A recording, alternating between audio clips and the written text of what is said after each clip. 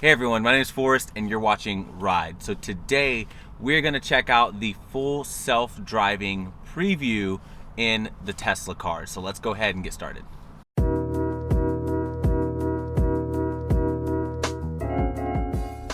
All right, so basically the full self-driving preview actually came out during a holiday update.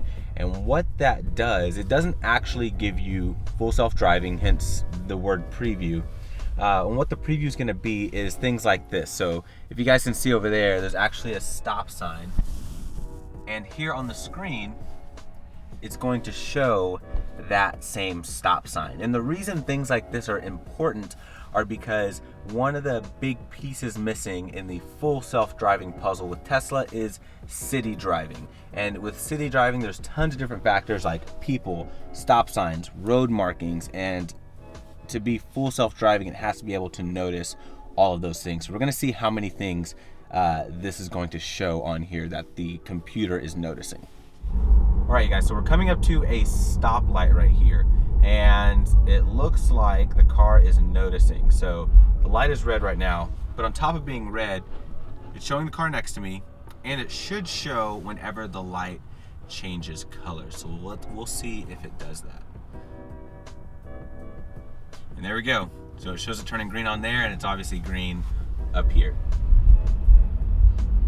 All right, you guys, so I'm gonna try and see if this will recognize street cones. So there's a little cone over here. I'm gonna move it in front of the car, and we're gonna see if it recognizes it.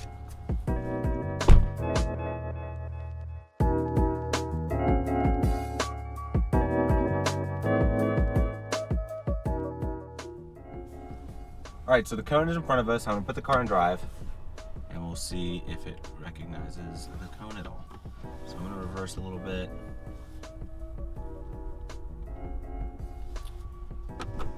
Drive forward.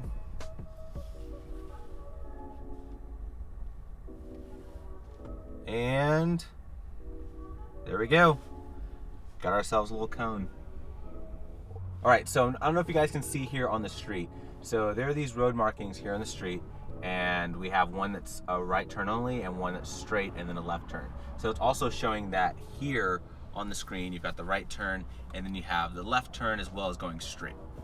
Now keep in mind, this is only a preview. So that means that Tesla is still fine tuning the details of this system.